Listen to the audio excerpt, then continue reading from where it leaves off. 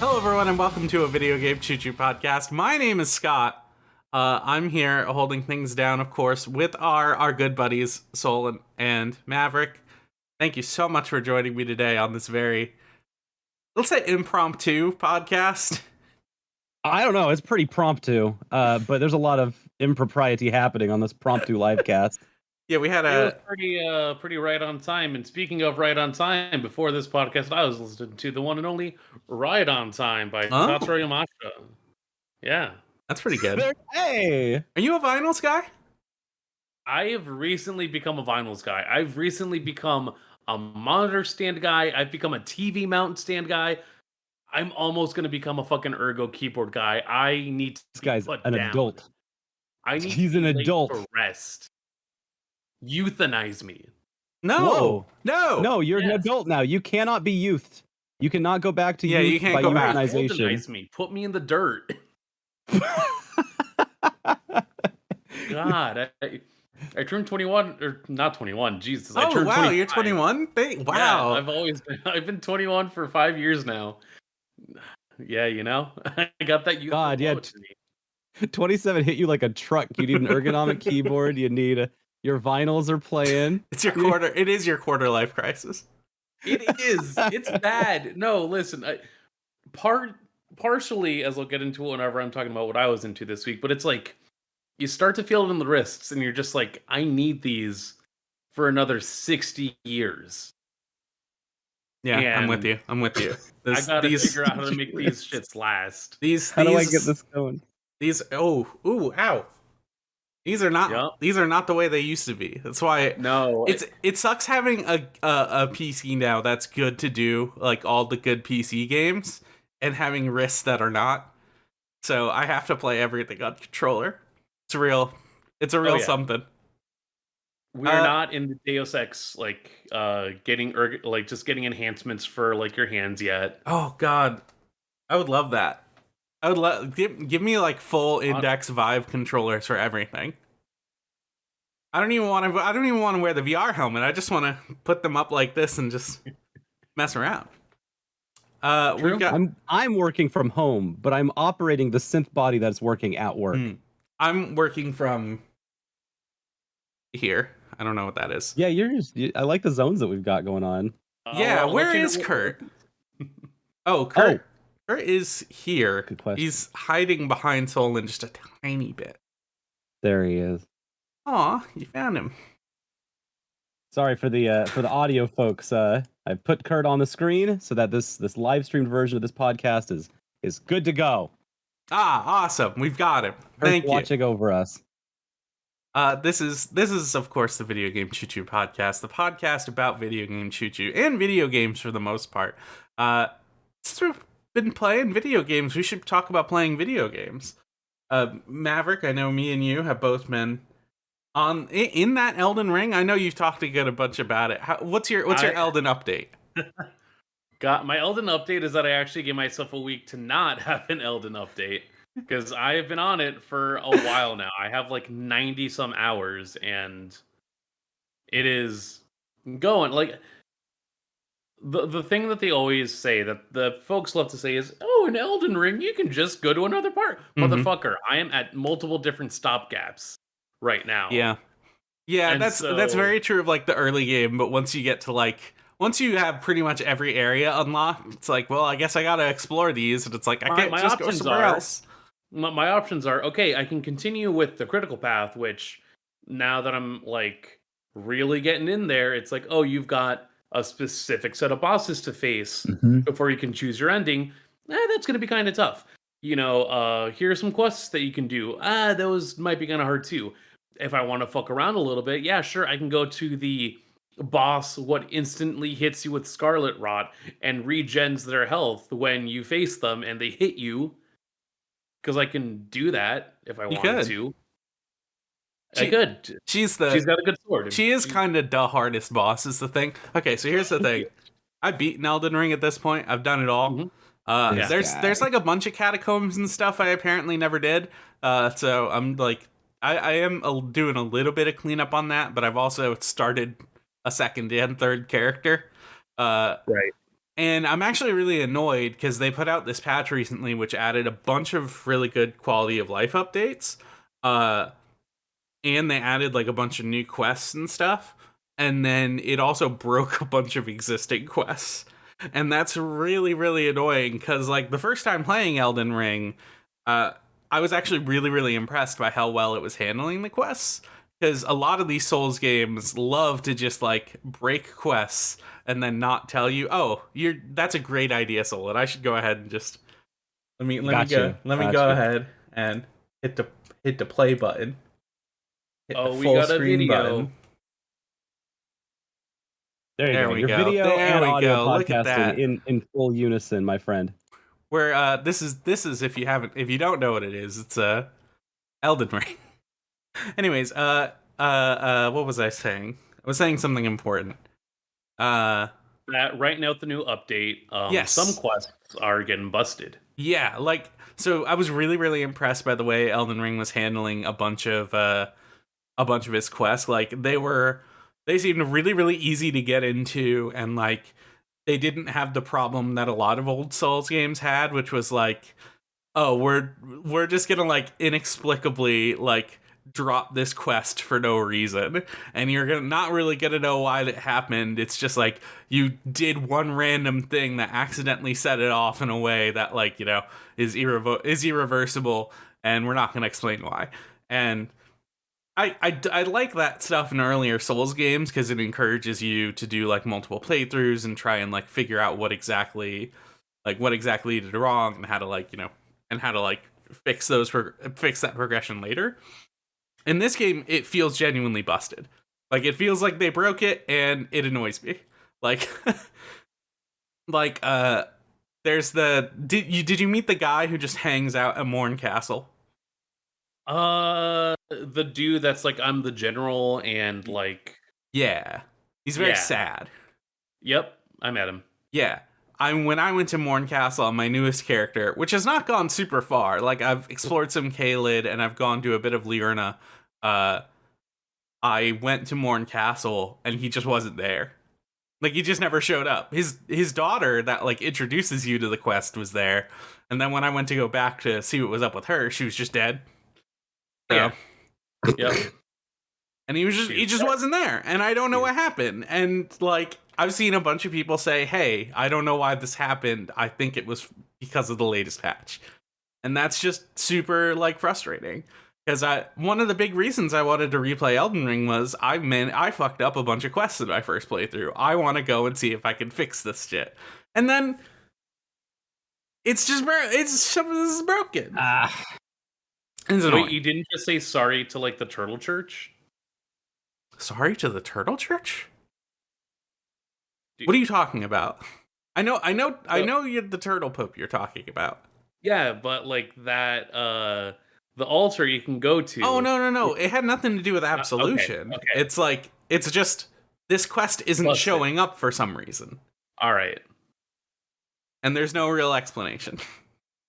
I don't know. But like, you know, playing through the end of the game at least is very fun. Like, well, it was good on my playthrough where things were less busted, and I got to meet the good, really cool buddy named Jarbairn. Have you met Jarbairn? I don't think I've met Jarbairn yet. Have you been to Jarburg? I have not been to Jarburg. You're missing out. Jarburg's great. I gotta go find Jarburg. It's a little weird because pre-patch it was like just kind of a weird little Easter egg. Like, I don't really want to explain Jarburg that much because it feels like just kind of a big spoiler to say what it is, but you could probably guess. Yeah. But like, it's real. It's hiding. You have to find it, and when you do, it's just like the coolest shit. And then with this latest update, it became like the hub of a pretty big important. Well, not like a super important quest, but it's tied to our good buddy Iron Fist Alexander, who is the best. I love Alexander. Homies, definitely invited to Homie House. Solon, let me just. I'm like listening along, and I'm like, this is like further and further spiraling. Like when Elden Ring Discourse first started, I'm like, oh, this sounds awesome. This sounds great. And now it's starting to get out to the fringes, the outer wilds of like Elden Ringdom, and I'm like, all right, you all sound British now. I Solon, have no idea what you're saying or how you're pronouncing the things you're pronouncing. I know they're in English, but it's not parsing. let me just when I spell out this name, how do you think it's pronounced? Yeah, Then yeah. Blaidd. Oh yeah, Blade. Nope. nope. Okay. Where do you think that name would come from? Of the various isles of the United Kingdom and surrounding area, where do you think that name comes? Because I don't want one of you motherfuckers grill and be like, "Oh, that's Alberta." Shut up, fish and shit, Is- motherfucker. Anyway, Is it Gaelic? Is it not Gaelic? North English? It's not Welsh. It doesn't have enough vowels. What is where? Well, you said it wasn't there, so I mean, I guess it just doesn't exist. It's there. Welsh. Oh, hey, I don't know then. Welsh. Okay, Knowing that, okay. how do you think that this would be pronounced? Blood. Nope. Damn. Blythe. Okay, cool. Yep. That's Mm-hmm. they say it's Blide multiple times in the game. What? God. It's such a funky little pronunciation. We love it. It's great. We love this game. We love what if Guts was a werewolf? Yes, that's exactly what it is. He's Guts like the Nickelodeon old television. No. The Black Swordsman of the Band of the Iron Hawk, or a Band of the Hawk, Berserk. Oh, right. Okay. The Berserk man. Yeah. Mm-hmm. He's very much he is the furry character that people absolutely are attracted to in this game. He's a very big, very tall half wolf who is so nice. Like he's such a good boy. Like you meet him and he's like, "Oh man, you're cool. I want to be your friend." And then you do a bunch of battles like alongside him. He's so cool. That's all I want in the game. And everyone is just like, this guy is so hot. And he's also a half wolf. And he's nice. And he's nice is the thing. Yep. I want to circle back real quick. Solon. Yeah. What do you think Iron Fist Alexander is? A big automaton of some kind. Well, you're not completely like wrong. A large castle, I guess, or something. No, but I'm used to Final Fantasy where Alexanders are always a big ass castle. You want to scale it back, not too well. You want to scale it back object wise, but size wise, not too much. So it is either way. It's an architecturally sound lad. Oh, 100%. Yeah.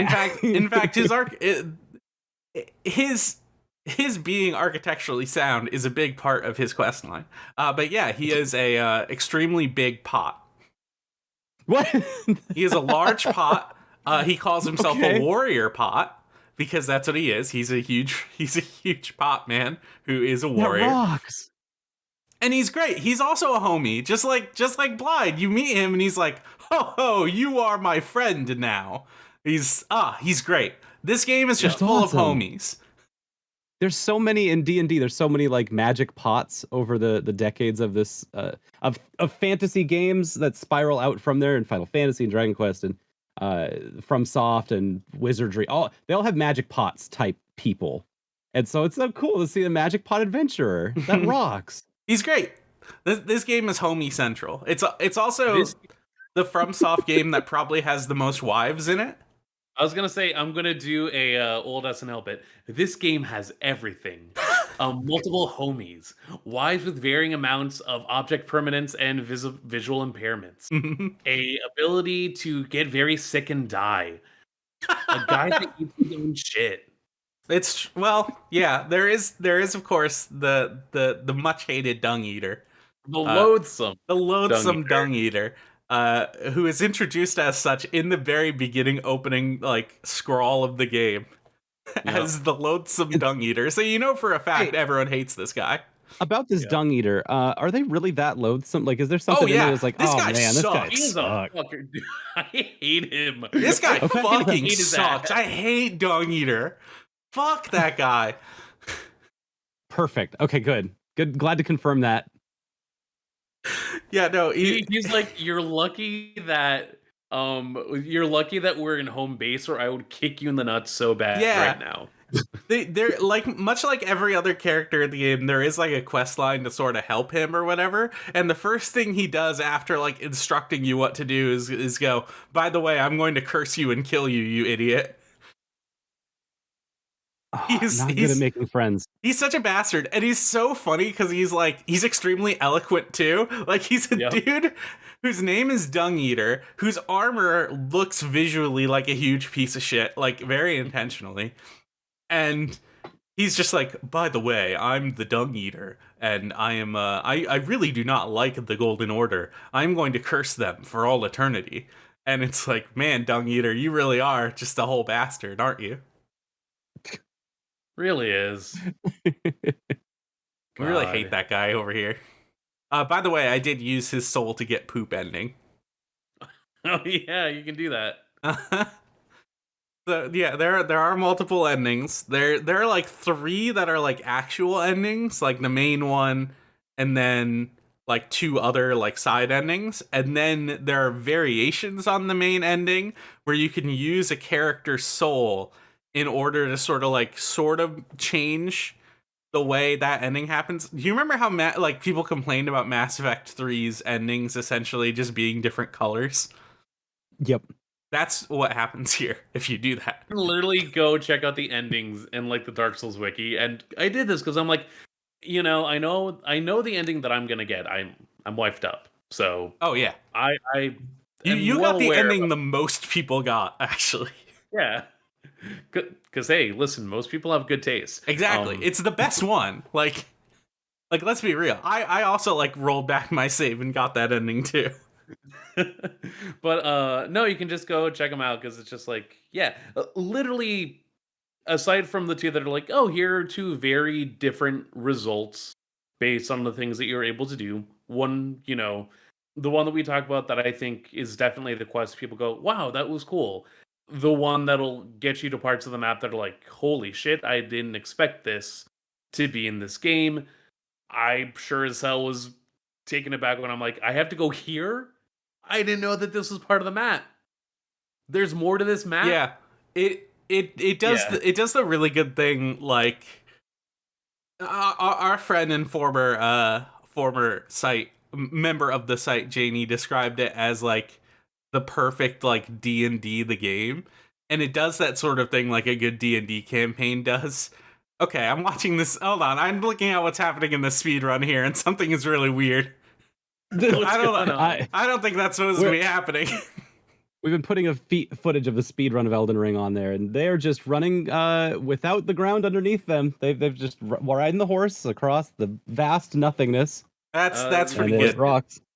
But yeah, so it does the thing like a good D&D campaign will do, where it's like you are in a place that is cool and weird, and you're like finding new secrets. And then you get to the end of that place, and then there's more place. And it's not the same kind of place. It's just this very eldritch kind of you digging deeper and deeper and finding these like weird hidden secrets. It's so cool the way that manifests in this game. Like you go to an area and you're like, wow, this is a cool area. And then you explore all of it entirely and you get to the boss and you get past the boss. And then there's just more and it keeps going and it's really insane. They really manage to nail, like, the thing I really, really like about this game is the exploration of it really manages to nail the idea of discovery that most open world games is like sort of wish they could do. Like it's the promise, the initial promise of an open world game, right? Is like you have this really huge open space, you can go anywhere, you can find anything, but most of them become really, really formulaic. And there's definitely like formulaic stuff to this game as well. Like I'm not gonna say there isn't, but what this game does that like most open world games don't is like when you find something, it feels like a real discovery. It feels so fresh. it is so like cool and interesting, and you are just like, the more you search and the more you find things, the more surprised you get. Uh, I genuinely think it's like one of the coolest open world games that's ever been made. I've been having that at a much smaller scale, but just as palpable with Tunic. Yeah, Yeah, because it's been playing a lot off that same formula of uh, Elden Ring and the Bloodborne Souls games. But the draw of Tunic is that it's, cuter, it's smaller, it's got this isometric view that's really fun. But Tunic is not playing off of the big, like, you will fight a big boss, you will get a bunch of points, you will level up so fast. They don't really care too much if you fight bosses, as much as what they care about is discovering the world and the mechanics, the things that you can do within the world. And it's been an incredible ride. If you don't mind me, pivoting towards Tunic more. I've already put Tunic footage up. Bless your heart. This game doesn't tell you much of anything. There's very few like prompts on how to do things. Instead, what they give you is they give you a button that you can press that's the instruction manual that has nothing on it until you actually collect in-game pages of the instruction manual. That's really cool. And the instruction manual looks like an old PlayStation like manual. And I don't know if you've ever played like Final Fantasy VII's got a really good instruction manual, the physical version. Yeah. Oh no. I still have that. Like, I'll go grab it if you want me to. No, that you should. Then that not only do they have like instructions on how to play the game, descriptions of the characters, but it also has a walkthrough of the first section. Like, here's what you want to do to get this objective met. They give you pages of all of that at like in the first couple of zones, and it's all written in Tunic language. It's not written in English, so you have to translate basically by context clues what anything means and what it's supposed to be like trying to tell you. And so you can investigate with like a fine-tooth comb this extraordinarily, it's gorgeous looking, this beautiful in-game instruction manual that has like a texture to it, so it looks like it's comic printed, and everything that you need to know about the game at any point you are at is in there. And so every time I'm in a situation where I'm like, I don't know where to go next or what to do next, I just start like flipping through the pages of the instruction manual and go, oh, here's a screen that now applies to what I know and what I've learned so far in this game that I didn't know applied to this section. All right, I'm going to go there. That's what I'm going to do next. And you go there and you realize I've had the ability to do this all along. I just didn't know that if I hold the A button, I can sprint. That's one of the biggest realizations 2 hours in. I see like two different images inside the instruction manual that basically tell you, hey, if you hold the A button, you can sprint. But the one that got me was like page 36, and it said, are you running out of stamina? Hold the A button. You'll sprint. And they just like put it in like plain English. And I'm like, oh. Oh, there you go. That's nice. I'm reading this manual. It says, yep. It says that Cloud is 21 years old. He's 5'7", so he's a short king. And his blood type is AB. That's how you know. Eris Gainsborough's birthplace is unknown. Her weapon is rod. Her blood type is O. What was up with like? So I know why Resident Evil games had the blood type in their manuals, because it's like blood is kind of important in those games because it's a zombie curse. So they're like, we put the blood type in there to be edgy. Why is it? Why is Red 13's blood type unknown? Well, it's unknown if Red 13 has blood. It's a personality thing. Yeah, in Japan, blood type is associated as a personality trait. So, if you're making a whole, like, interstitial, or it's like, hey, here's what people like, don't like, you will still include blood type in there. And what are you going to do? Not, like, translate it over in the US manual? That's a whole backspace you have to do. Just redo it. Why not? It's But yeah, no, kind of like it is Mhm. almost one to one like star signs in a lot of Yeah. games. Like Danganronpa does it a lot too. And the only thing, if it was one to one, that would mean Red 13's star sign would be unknown, which also sounds very cosmic and cool. Yeah. I just want to Not show. born under these I just stars. want to show the Sephiroth entry where he is. Oh, it's That's keying out. Sephiroth. That's great. It's like everyone else has like a 3D image, but he has just like a Shinra file because he's so Yeah. weird. Like you don't know who he is. It's Oh, so that's good. strange. He's That's really 6'1". good. He's a tall king. That's good. His He's age gonna is bop you with a unknown. materia. Age unknown. Birth date unknown. Birthplace unknown. Blood type unknown. Even amongst the elite troopers of soldiers, Sephiroth is known to be the best. His past is locked away in a confidential file held by Shinra Incorporated. His giant sword, which only he can handle, has extremely destructive power. Said to have disappeared in a battle years ago, his current whereabouts are unknown. God. And so I'm seeing some of the gameplay here. I'd seen a bit For of this Tunic, game yeah. prior too, and not like it's very interesting the way that the language plays a factor. I think some people have ascribed it similarly to Fez, where there might have been I would say asymmetry so. there. And apparently Fez just used a cipher for its um, Yes. language or attunement. I haven't, or I was seeing a bit of a waypoint stream where they were going through Tunic, and the developer was there. When like asked about it, the developer was just like, "Oh, what are you talking about? I don't know what you mean." And so it might be a case that this is just like a fully scripted out language that the developer, who like it was one person working on this game until like fairly recently, if I am remembering Yes. correctly. Yeah, Dicey is very awesome. And it is just them and people that they've managed to like, there's a lot of folks that they got grabbed on contract to be like, hey, I need help with this, piece. Can you grab me with this? So basically them alone doing this for the last 7 years. And Yeah. I've had the pleasure of getting to meet Andrew at a couple of different conferences here and there. And every time I just was always like, don't feel like you need to be rushed to put this out. It's gorgeous. It's evergreen. It's going to be gorgeous forever.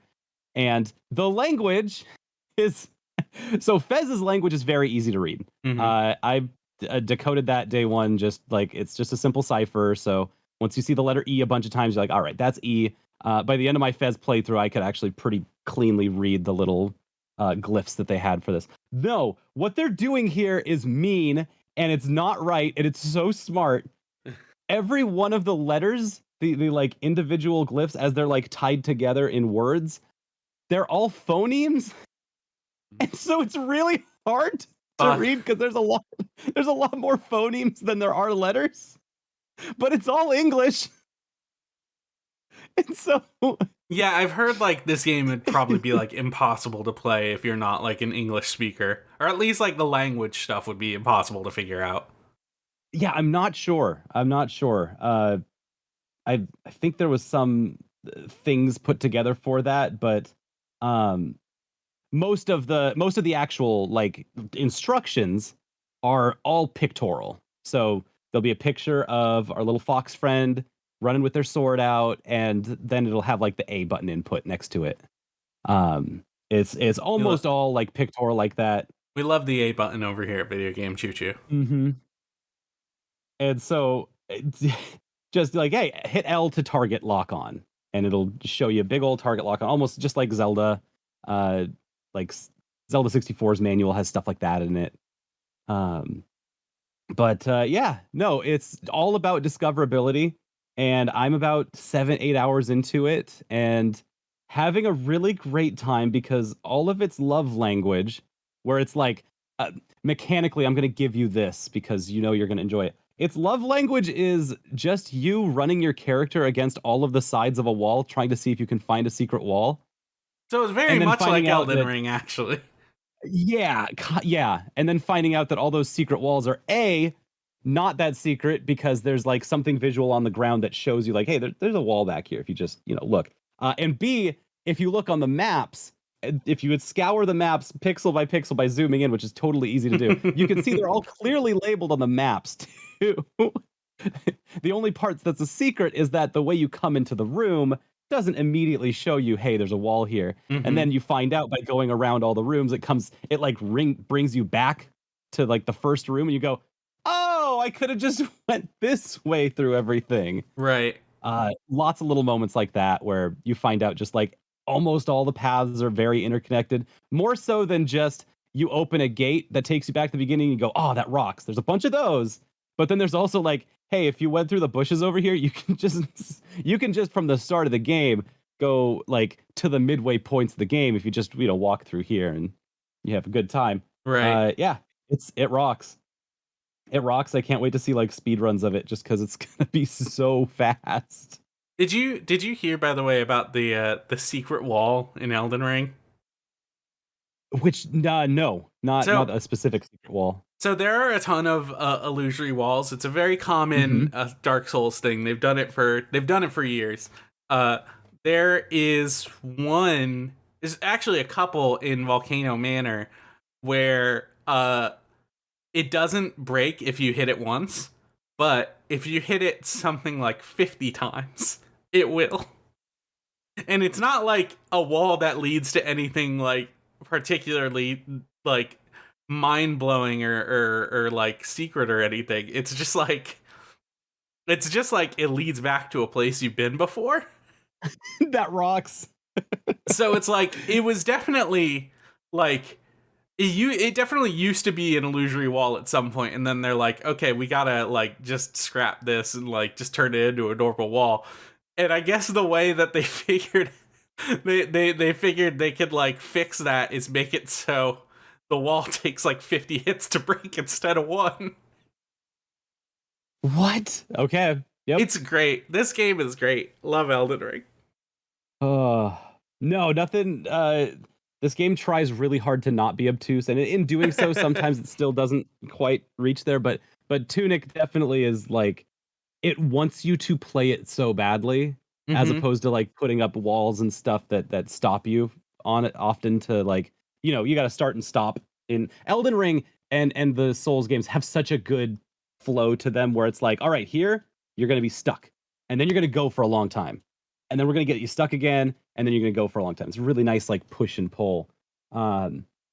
Tunic wants to be a lot more smooth, which isn't like better or worse. It's just, a different way of moving you along. Making the only times where you're actually stopped is when you're like straight up lost, when you're just like, right, all right, I have no specific goal right this second, so I'm going to go find one, and I'm going to go make one. And that's the like kind of more natural stopping points that Tunic has in its language. But yeah, no, I've had a great time with it. Oh, the visually and sound wise, absolutely gorgeous. And probably what's most like Fez is that the sound, the music, and the ways that like there's just tons of like ambient polyrhythms like playing up wherever you're at in the game is very similar to Fez, which also has just a gorgeous sonic soundscape that they put throughout the game. It's kind of nice to have that where it's like Fez is a game that's a little it's been beaten down over the years in lots of different ways. Yeah, and so it might it's be a hard little to go difficult back to back. It might, yeah, it might be a little difficult to go back to for multiple reasons.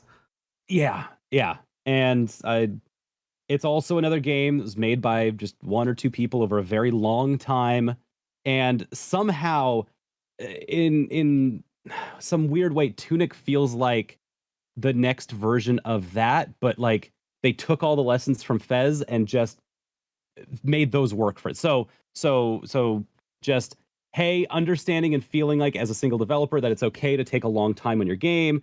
B, running press junkets over the course of those 8 years without getting bogged down by like people constantly screaming at you on message boards like, put your game out right now. Right. Like the game space is more mature now than it was back then.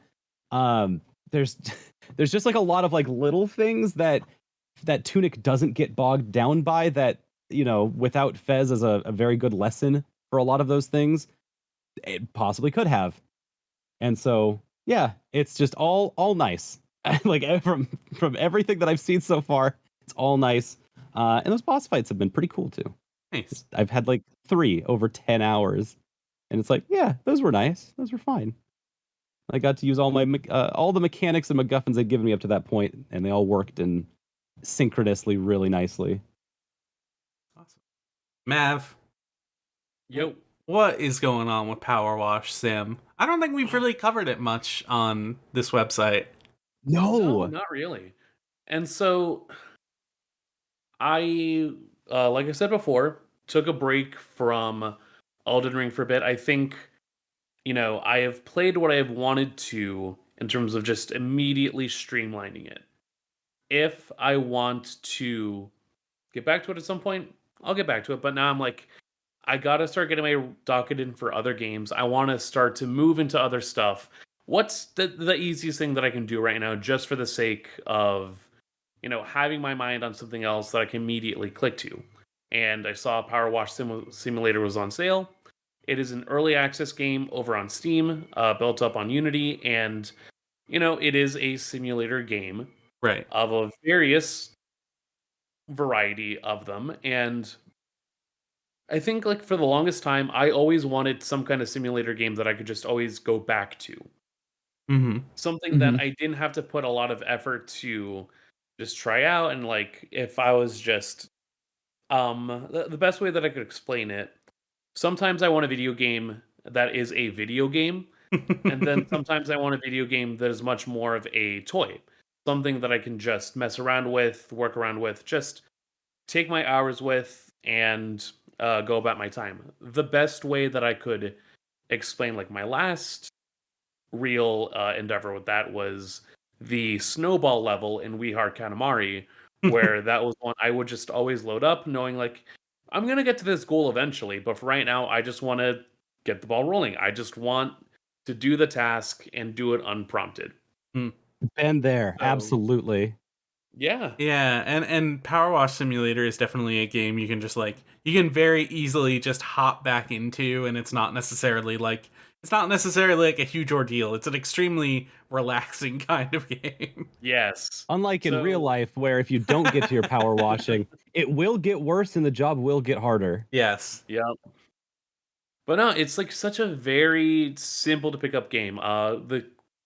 The game that I could think of similar to this that I tried out as well would be something like House Flipper, where it's just like, Yes. Yeah. Yep. be right into the nitty gritty of it, tackle just being in this space, taking care of like the assignment that the given house wants you to take care of, and then go ahead and finish it.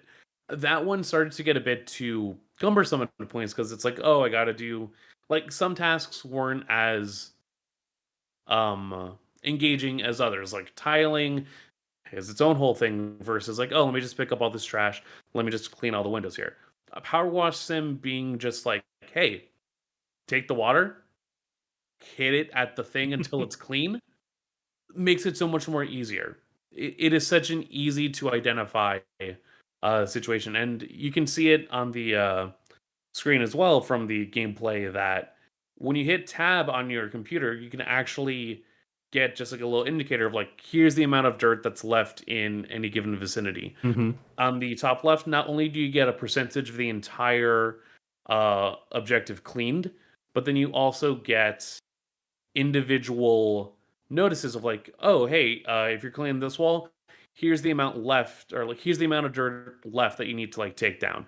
Here's the amount of dirt left from To the interrupt gutter, real from the quick, window. like I think the like beauty of it too is that it's generous. Like it doesn't make you pixel hunt. Like there's some of that like when it's absolutely necessary. Like if you just completely missed a corner of something and it's like Yep. you like it feels good to find like, oh, there's some gunk still left under this thing, I'm gonna blast it. But it's also very generous. Like once you get like 99% of the gunk off of a thing, it just wipes the rest of it off for you, and it's like, all right, you're done with this section. And it's like it understands like the inherent fun of picking up like a big industrial piece of equipment and just using it, while also like, letting you like not like penalizing you too much for not using it right. Exactly. It's like, again, that bar is the amount that you actually need to take care of. And you'll see it like, oh, maybe I'll go over there. No, dude, don't worry. You took the amount that we wanted you to take care of. This section is good. Go to the next one. Mm-hmm. And so you have a whole variety of things to clean too. You start off by cleaning the fucking van that you picked up for your whole thing. Uh-oh. Uh-oh. Mav cut out for us. Yeah, our stream is now extremely weird looking. Oh, nice. Oh, You're everywhere. hello. Hello. We here at Video Game Choo New York branch like to notice that our internet is not the strongest. You wanna hit me with a camera? There you go. Sick. I got There the we go. camera. Easy fix. I got the camera. But Maverick, I wanted to ask, have you ever done any power washing? no, not myself. I mean, my dad That's is a okay. landscaper, so definitely have Mhm. experience with occasionally getting to use a leaf blower. Every now and again, he would want to get me on like the sit down mower. Like Yeah. but no, Same I mean, idea. Same idea. yeah. I've done power washing and I've done sit down mowing lawns, and exact same feel. It's such a good feeling. Only Yeah. thing is the blisters are awful because everything is wet and you're constantly like gripping and squeezing a machine that is going. Mm-hmm. Oh yeah. Wear gloves. Absolutely wear gloves. Wear gloves when you mow lawns too. Just Yeah. Like that's the Go- thing. you don't is- get that from this game. That's Yeah, the thing. go- A little piece of boys chat for us, but power tools are fucking cool. But also, you need to use them responsibly. Good thing Yeah. though, you can just get a nice pair of work gloves. They sell them almost everywhere, and they just help reduce blisters. Always Mhm. solid to have a pair. Mm-hmm. Even moving stuff, if you got to move heavy stuff, also helps to have a pair of work gloves. Isn't there a ladder in this game? Because this guy is doing There a is. lot of jumping, and he's just not using the I mean, ladder. Understandably so. Your guy has big ups. Okay. No, like you can clear your van. That's pretty And good. if you have the right so not only do you have like the standard like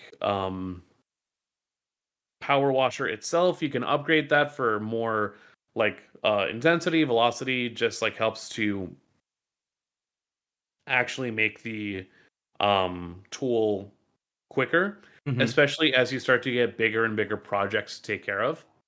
That way it just like it's a good leveling of just like, all right, if we're gonna have you do some really ridiculous things, here at least the tools to still give you the same level of right amount of just like not tediousness, but just if you want to clear out this section, we give you everything so you can still take care of it as if you were just blasting out the side of like a shed. Hmm. And then you have various nozzles here. The uh, person over here actually has the nozzle that with long reach with a attachment specifically for soap. Soap you can just buy from like the shop, and that just helps to clear specific substances. Here they're using the multi-purpose soap. So literally just spraying without remorse on every single Just blasting everything. Which in sight, yeah. frankly, that's how you want to do it. Like I've seen gameplay of it, and it's like I've seen like there's a bunch of different pressure for all the different nozzles, and that seems exciting. Oh But yeah. the gameplay we're seeing for the most part just seems like one spray and Yep. pray, all like multi tool. We got it all going. Like I respect the optimization, but I would love for them to switch it up a bit more. Soaping it down. But yeah, no, it's like you have various nozzles, very pressurized, just like single spot, and then a variety of fans, orange, green, and white, if I remember correctly. White being whitest spray, least power. Orange being most power of those three, but then shorter range. So, you just like Gotcha. get a feel for it. There's one to toggle the actual direction of the water too. If you want it horizontal or vertical, you can get, like I said, as well, various attachments. Like there's one little spray that just like is still singular focus, Hmm. but it like wiggles so that it's using the force of the Okay. power washer to like actually kind of get the water going like a circular pattern. That's pretty good. Whoa. Yeah. It's like good if you're just like dealing with some weird like geometry, but no, it just God, like this was the game that I wanted for so long in terms of just I need something to do because I can sit here and like listen to whatever it is I'm going to listen to on YouTube, but I want something else to do while I'm just like Yeah. trying to zone out for an hour or two. Yeah, I'm starting to really feel like Okay. I need a game like that again because like Elden Ring was gonna be my thing for a while, and like it totally fine to play it like that, but just like the fact that the quests are messed up makes me just not want to touch it on any of my new Oh characters yeah. for a really long time. No, for sure. And it's like this week that's coming up, I definitely want to try and, get back into the various JRPGs that I have, the various adventure games that I have, just taking care of the stuff that I know is much more narrative focused, intensive, just things that I do like that I want to get back into after a fucking month of playing Hmm. like the last time I'd been this hard in the paint was when I was playing Hades, Yeah. because Yep. that was definitely like, oh no, like I'm logging in each day to do multiple hours of a run or exploration or just focusing it out versus the multiple hours I'll spend of a JRPG where it's at least, I'm figuring out the flow. This is such a good just like palate cleanser, not of like oh, I got to switch my mindset from one thing to another, but just like I still want to say that I'm playing a game, but I just want to not think too hard about it. Hmm. I there's something about Power Wash Simulator that I feel is like just a little bit unhinged, just a little Yeah, like like there's like a you are very spending your cartoony time aspect to it. You get like, all text right, I'm just gonna wash messages a now and wall. again. Like the little British town that you reside and do your services with is like kind of weird. Okay, I I don't know why, but let me pitch you this idea, this game. Um, what? Because when I see this, I see like something like Cruelty Squad esque about this, No, like Yeah, no, where this I this where this is all about like completely dehumanizing yourself and facing to well, dirt. I'm just saying, like, what if there was a game? What if Cruelty Squad had a B side to it where you played as this guy after the mission that just happened, You're what you're and you have talking to about clean up is after what you're yourself? talking about is viscera cleanup detail. yeah. I am, but that's a specifically like really kind of mean game. I Yeah. Maybe. I just and Cruelty Squad has a lot of the like blood and guts and stuff of the same idea, but like it's in specific spots. So you're going to Yeah. make a mess in like one big room or one large like mall space. And like, what if someone else just followed up after you with a power washer? Just like, oh, I'll clean this area up. I was Oh, gonna they left say their like organs behind. I can sell these. You sure can. yeah. I thought you were going to be talking about the way that sometimes these simulator games have a very specific like sense of horror to them. Yeah. Yes. Yep. Like eh, honestly, Power Wash Sim it does the best to not do that. Yeah, it Because feels Okay. more it feels so incredibly normcore, which is what I like about it. Like it yes. feels to me like a game a dad would play. Yes, Yeah. like it is an open spaces. You have ambience built in where it's just like, you look over there, oh, there's at least enough cars to show that there's something going on. There's the baseball field. You're doing this on a Sunday morning where no one's fucking around, I guess, or whatever. Like Mhm. enough built in so that you think, I'm at least somewhere. Versus again, a game like House Flipper where it's like sometimes I go through some of these and it's like I'm coming in here at night. There's no one in the house. It's rancid, it's trashed. I know that's not this kind of game, but I half expect like a PT scenario Yeah. just from the Right. vibes alone. And God forbid that you find a mirror in like any of those games You have and to you spray the see entire mirror down and then you look and it's like a a weird disembodied set of hands and legs. it's a weird Just little guy. yeah. So My last question for Power Wash Simulator. I see streamers playing this all the time, like all the time. And every time I do, It's because there's always streams of liquid. it's because the streams of liquid. Yeah. I always get this vibe that they're like, it's some kind of like games version of calling for help. Like, I have to stream, but I don't want to think because I'm fucking exhausted. I think there's way worse than that. Like, do you Oh, of remember when course. streamers were just like watching TV? Yeah, they still aren't. I get that. That's like whenever I see Power Wash Simulator, I see people like watching TV. I'm like, yeah, good idea, good fucking idea. Take a break.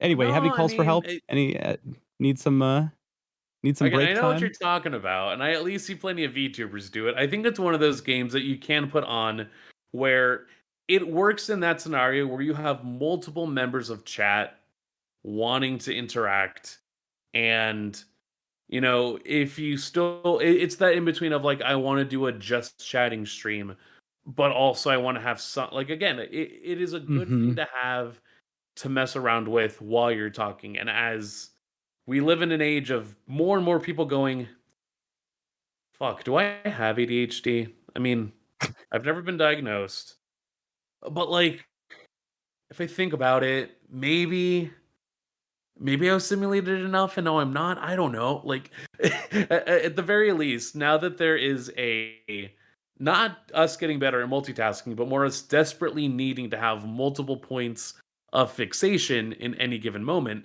Hence, Yep. me looking at two separate screens while I also have my big TV to the side and my when you just need more things to do.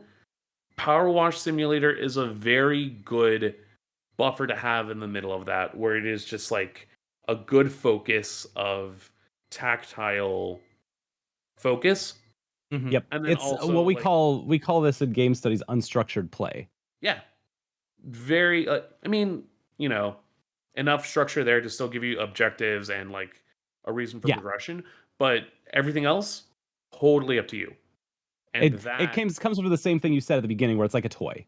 Yeah. You want some toy to play with. Exactly. I myself have a question. I want to bring it back to when you said that your character can jump over your van. Do y'all think you can jump over your car? No. Yeah, I think I could do it. but if I go No, that fast, is, if like, they the drive one it fast and I jump fast, I could do it. I wasn't even talking about like someone driving at you. I meant just like you running and then doing a full hop and then like clearing your car. No. But that counts too, I think. Like, listen, my one obtrusive thought every other day when I'm walking down the street is, all right, one of these motherfuckers definitely is not going to follow that light and is like going to come at me. Could I hop enough that I could just like fetal position midair and just hit their windshield? Exactly. Yep. I'm saying full awareness, like you're not caught off guard. Like it could be coming at you, it could be totally like stationary. Like, do you think with enough preparation and momentum you could jump over your own car? That is asking for a level of long jump that I don't even think a standard Olympic athlete is capable of. I think Olympians could definitely jump over their own car. You know what? No, you're right. I will believe it, but I think I If could do they're driving it. fast enough, and it's life or death, and I gotta just do it. I'll just do it. Figure it out. Like, I think if I had like a solid, like, let's say like 3 or 4 yards in front of me and my car was just sitting there, it was sideways, and I just like ran full sprint. I did like enough conditioning so I wouldn't like tire myself out. I think if I just like ran full sprint, did like a full hop, I could make it over my car. So you're very tall, too. I am. I'm tall and I have very big leg muscles. I am not tall and my jump is terrible, but my confidence is off the charts. And that's what I'm kind of relying on in this situation. Yeah, like There's definitely a lot Also, of I have a factors at sedan. play. It's not. It's pretty. Yeah, It's not a big car or anything. My car is tiny. Is the thing too? Yeah. It's very small. You fit into like a little tiny car. You got like a Honda Fit or something. Just like. It No, is- those would be harder. Like if you're talking about like an Accord or like a Toyota Camry, I could at least have a bit more confidence there. Yeah. But Mhm. even just a Honda Fit, what's going to fuck you up is the vertical. Mhm. Right. Right. Because there's definitely more of a vertical to a Honda Fit.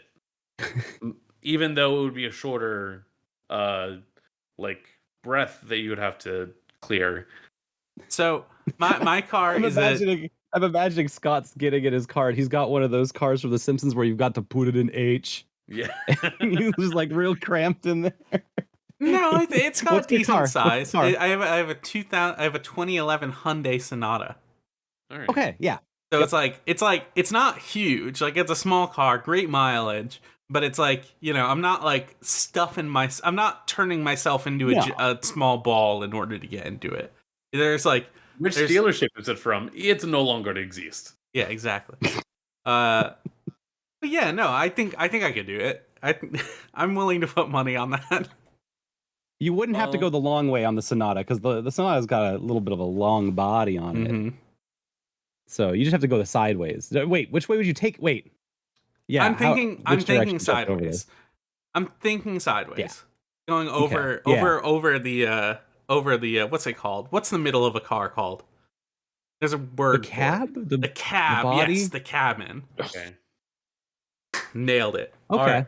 Are you long jumping over this? That's the technique, right? You're gonna just like try to arch your back over your car.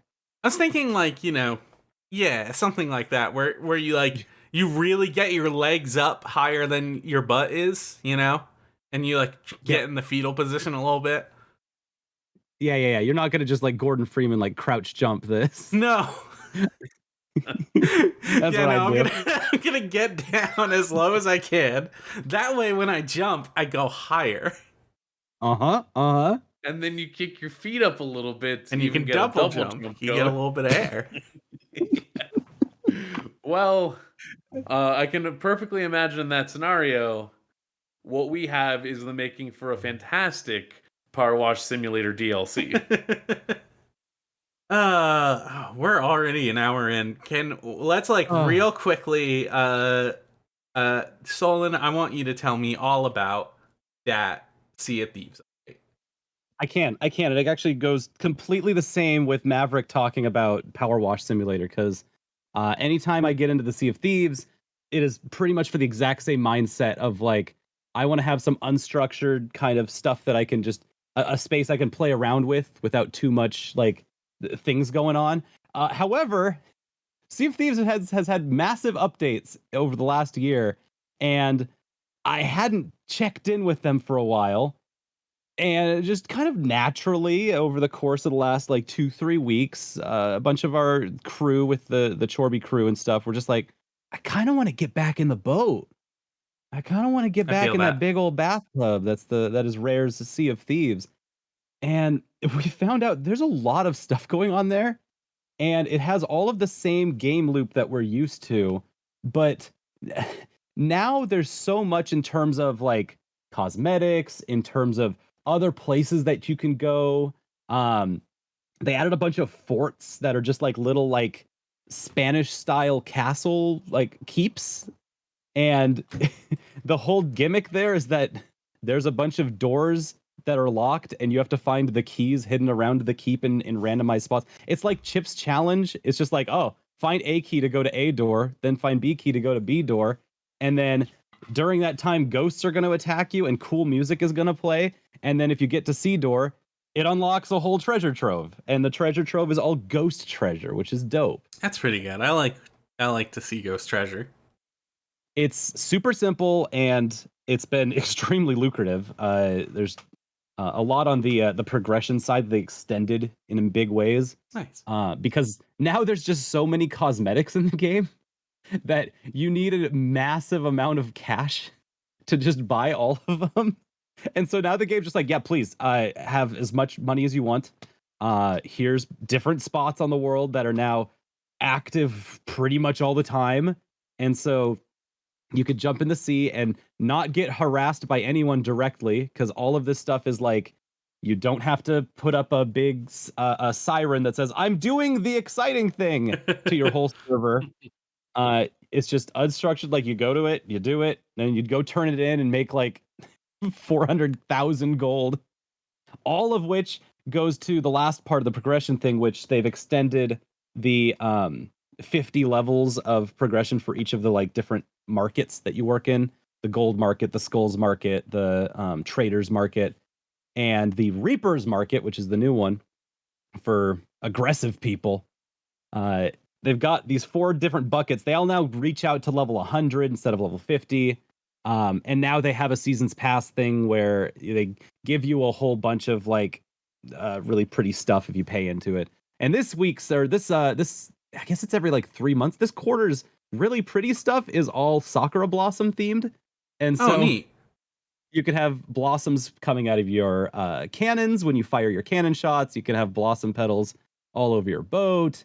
And you can have a big capstan, your big anchor that you're pulling is a little koi pond inside of it. Oh, neat. It's All just right. like a bunch of things that I'm just like, oh, that's cool. That looks so tight.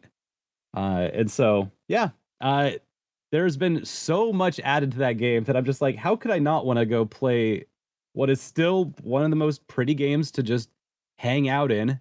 Because the sea is gorgeous. And then on top of it, there's all of the things that I was playing with like 2, 3 years ago. There's just more of it. There's just more in every direction that makes it so that there's so much more to explore. Last night, we took a crew. A bunch of us went in and figured out how to get 2 boats on the same server. And so our campaign was to stop the fort of, oh, what is it called? The Fort of the Damned, which is a big centralized, like right in the center of the ocean. You have to do a little mini quest to activate it. And then once you activate it, it tells the entire server, hey, they're doing the thing. Nice. Um, the way to activate it, you have to get a flame of every color, which you get by dying. Hmm. So you have to die in every single specific way that the game allows, and then bring each of those colored flames that represent you died from pirates, from poisonous animals, from drowning in the sea, etc., shark bites, lightning strikes is the hard one. You put those all in the center, and then it puts up the big flame, and then you have to start fighting like the big bad boss, the things that are just really hardcore that you really need like 7 different people to manage. Um, it was very fun, very cool, and some pirates still out there definitely want to just get your ass. I hate when the pirates And do that. Mm. it is still not difficult for just 2 pirates to come out and try to ruin a day. Um, our our enemies, in this case last night, they attacked us before we actually finished the objective. So we just kind of, tussled with them for a while, got sunk, all 7 of us, by 2 pirates. There was like more of us. We had most of the server attacking these guys, but they're PvPers, so they just outmaneuvered everyone. And then they left. They didn't get anything from it, and then we took down the fort and turned everything in, and it was just a weird like 90 to 120 minute distraction that was just like, well, that happened. Okay. We watched them log off because it was too late for them at night to like keep to keep harassing people and harassing players, and they didn't get anything from it. So we're just like, well, all right, that happened anyway. Back to back to business. Yeah, no, it was a really weird night, but every night is in the Sea of Thieves. Made Sorry, a I'm friend going. with a very strange Xbox handle that I can't repeat on Oh stream. no. But they were the nicest people we met that night. They were That's very nice. cool and helpful. Xbox Live. It's out there. I'm Yeah, going semi-transparent. I'm sorry about that. do it. You got to be a semi-transparent king. It's Yeah, that's when I'm the becoming podcast is live. I'm becoming a ghost, much like the ghosts in Sea of Thieves. Ooh, yeah. They said have it, more folks. enemies now too. They've got mermaids, sea monsters. That it's not just skeletons anymore, which is really cool. That is really cool. You're ghosted. You're gonna give ghost treasure now. I am. Also, BB is yelling right outside my thing. Can't hear it. Are we good with Sea of Thieves?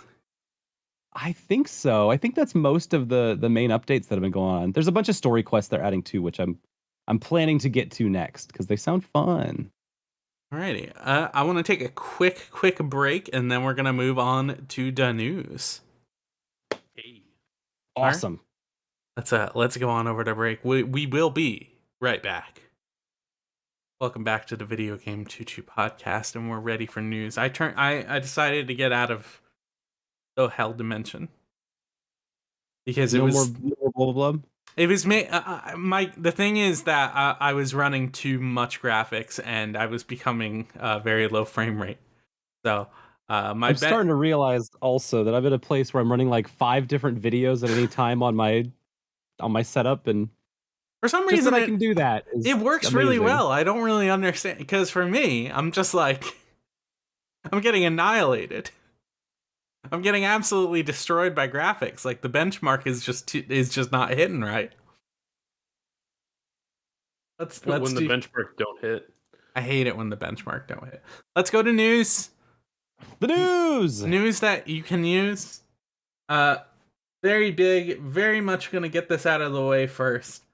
The thing we're doing every single time we do one of these podcasts, and it will never end until it is finally over. We're gonna, of course, talk about the bastards Activision Blizzard. We mentioned on an earlier podcast that Activision Blizzard was preparing to settle with the EEOC for $18 million, which the union was not particularly happy about. But it looks like a judge is finally prepared to approve that amount, just to have that suit settled. Which, not exactly the outcome we want, but it is happening at the very least, so that's something. But turns out they're not out of the weeds yet, because Activision Blizzard is in fact facing yet another brand new lawsuit with new allegations of sexual harassment and discrimination. I can't believe it. It keeps happening for some reason. We don't know why. We do know why. We fucking know why. We know why. Oh, wait, if I'm understanding this means that if you get sued enough, the courts will eventually be like, if you've been sued so much, just settle this out of court so that we can get to the other lawsuits that are piled up. Is that what's happening here? Or is there... The way that like a settlement works is the fact that there is the initial filing of the lawsuit, the gathering of like the procedures to go through with everything, but as far as I can tell, you always have the opportunity to settle out of court, being able to say, like, what is the amount of like reparation that you would want to be able to just not take this to court and not have like an official judgment or ruling on this. Yeah. And that is, you hear it in multiple cases or lawsuits as well, where either it'll go through the full trial, or more often than not, you do just settle things out of court and someone gets paid an amount. No charges are continued. Right. And most things don't go to trial. Like, most things are settled out of court at this point. Yep. But yeah, this lawsuit was filed by an anonymous employee that is still currently with Activision Blizzard. They joined in 2017, and she claimed she was regularly pressured to drink alcohol and participate in, quote, lewd games, which is what the article we're quoting from said, from Video Games Chronicle. Her direct supervisors would use these opportunities to make sexual advances towards her, which were brushed off by HR and anyone else around as just like leadership trying to be nice and friendly towards her. Not great. Other women employees were regularly subjected to sexual comments and groping by male employees during quote cube crawls. Have you heard of these? What? This was something I remember hearing from other Activision Blizzard stuff in the past, where just like employees would just crawl around the cubicles. They would get drunk and crawl around so they could like little animals. The little golem Yeah. creatures. Not good. It's not a good thing you should be doing. Like they're yeah. Why would you be so at work that you need to do bar crawls while you're at work? Because that's the language they're using, right? When they say cube crawls, is like well, they no, would no, drink at it's one cubicle no, and then it go to is another cubicle. no, it is literally people get down on the ground and they start crawling around people's cubicles so they can like grope women and stuff. You know, that was the thing happening in Activision Blizzard, and I'm trying to remember it was another really major one. I think I'm just thinking about Activision Blizzard again. But I swear it was happening with another one of these major companies. But it's just like, that's just popular behavior between really sexist game devs. There's... Oh yeah, I'm definitely thinking of Activision Blizzard because I remember that specifically quoted as something that was happening with Blizzard employees. The anonymous employee complained multiple times about the situation, and they attempted to try and get a position with a different department. And eventually, she was offered a position, a like lower status position with a pay cut after she spoke to President J. Allen Brack, who, if you remember, stepped down from Blizzard last August following the suit from the California Department of Fair Employment and Housing, which accused the company of failing to handle sexual harassment and discrimination against its women employees. Yep. One last thing, she at one point filed in November 2021. She filed an application for a position as an executive assistant, which was rejected after she had spoken out about her experiences at the company during a press conference. So just like really great way to treat an employee, just top to bottom. You know, these guys are just the dirt worst. Really not a surprise that they're hemorrhaging employees. They can't find people to work on Overwatch 2. It's a real mess. Let's move on. Draglalialost, much to my dismay, personally, is ending. I'm sorry, Scott, for your loss. Are you? It's all good. Cheers. Cheers. I haven't even played it in a really long time. It hasn't been my gacha game of choice for a while. But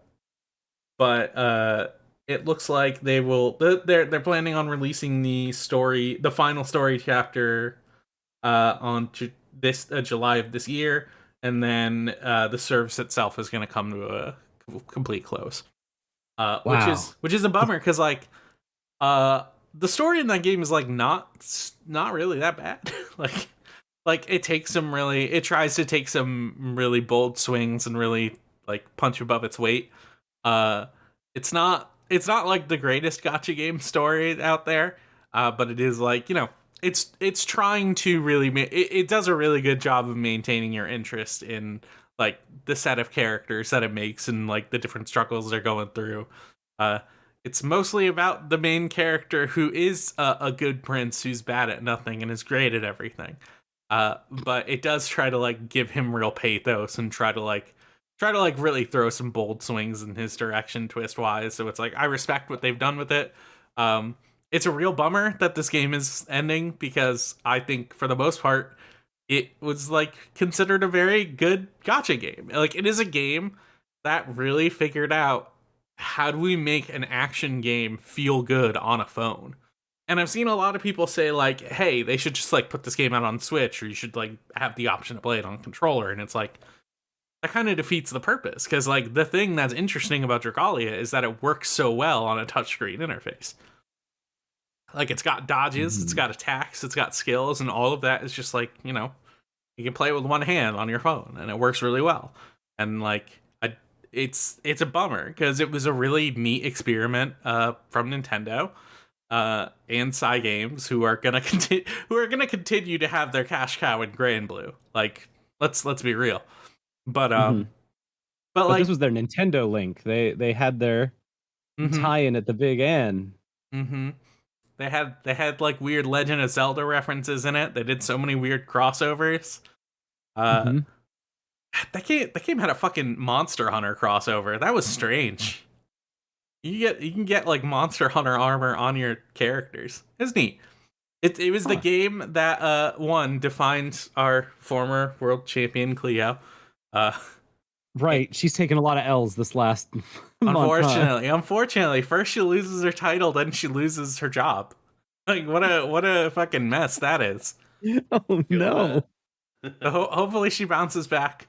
The shine of the C trigger has been lost. No, and also this is the game that like really that managed to piss off a lot of people by putting just like a very contemporary e-girl as one of their characters in like a medieval fantasy setting. Like her weapon is a cell phone that she uses to take pictures.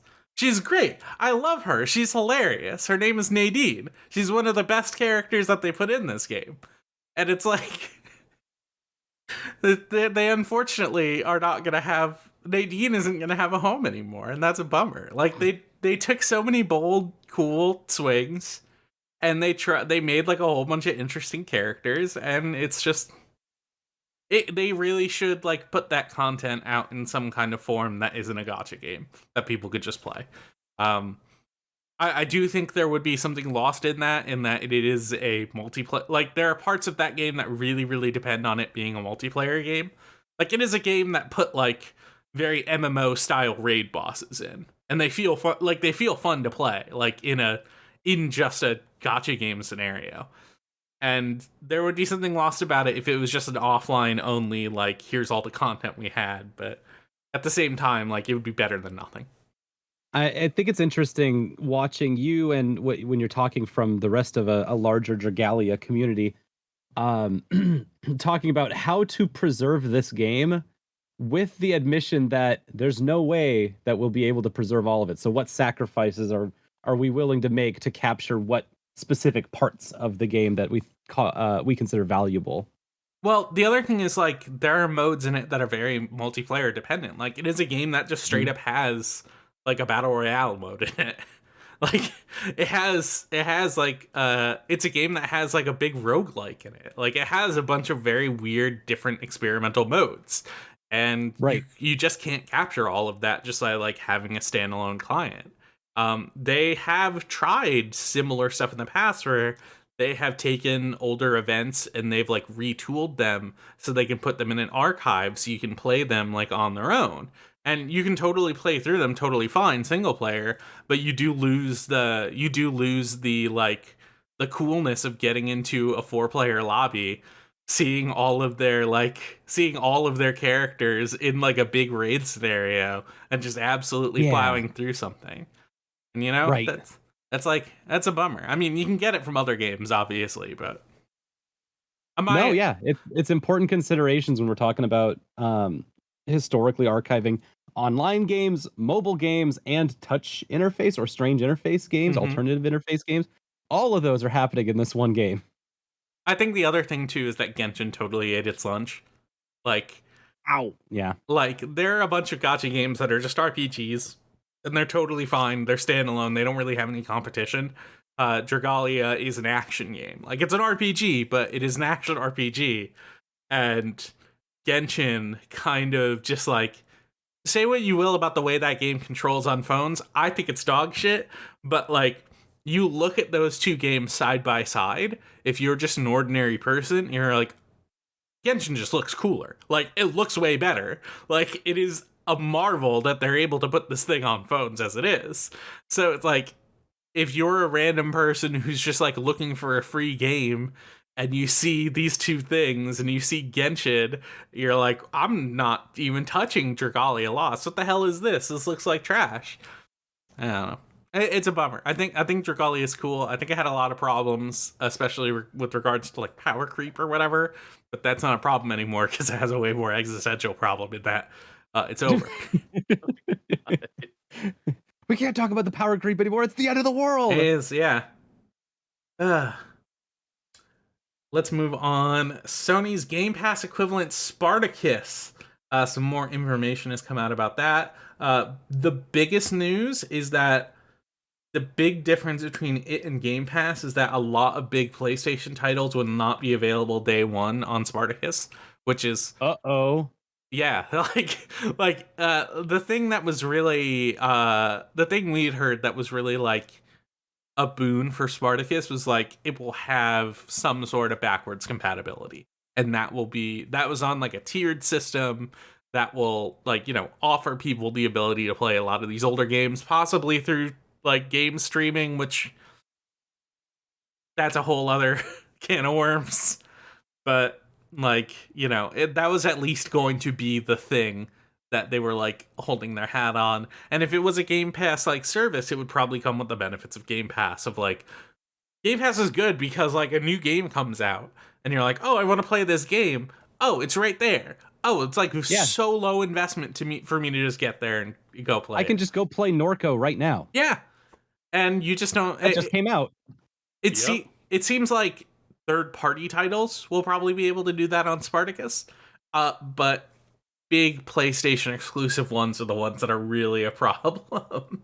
What? No, wait, what are they doing? Why? How are they so bad at this? Hey, I've got a question, existential question. This is just kind of broadening out from how dumb this sounds. How does Sony exist? How are they the third Too much worst money in this Very console carefully. like generation where they're the worst in every single regard?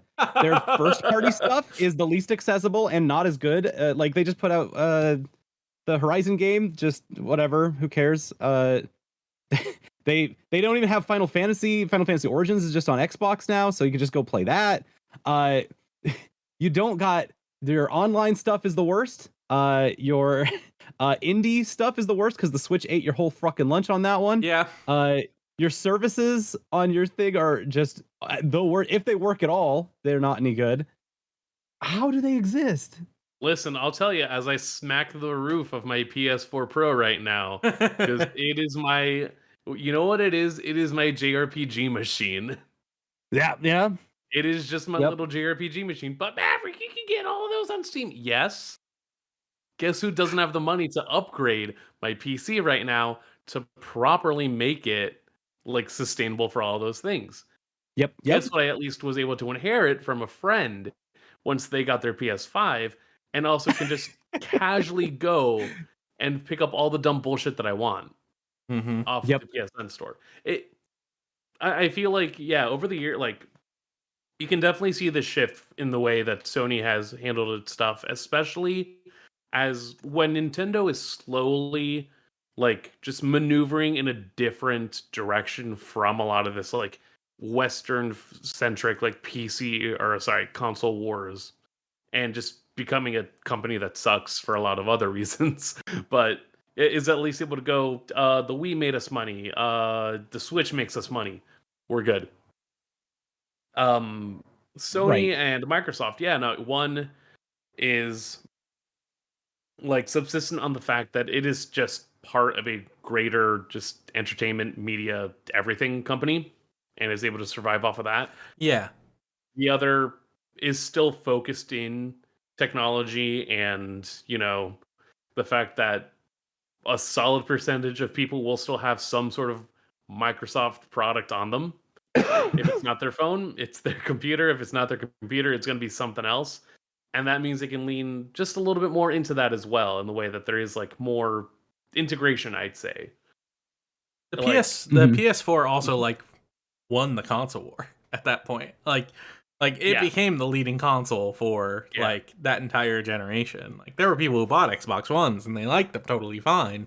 And as far as I understand, it's a totally good, competent system, like equitable to the PS4, but also like PS4 had like way better exclusives. It had like Xbox One was still tied with the stigma of like this is going to be the thing that has like the weird DRM on it, even though like they gutted that entirely. Like the press was just totally in the PS4's favor, and it became the huge seller. All they had to do was that one video of like, here's how you share games on PS4.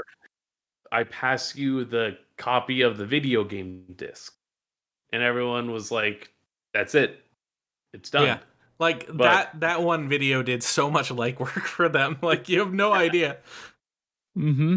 and then now it's the fact that like I can at least name more people with an Xbox Series X or access to Game Pass than I can have access to a PS5. Including myself, who got one of those emails, but I actually had to sit there and think, fuck, do I even want one right now? Do I Right. have the excuse or the reason to want one right now?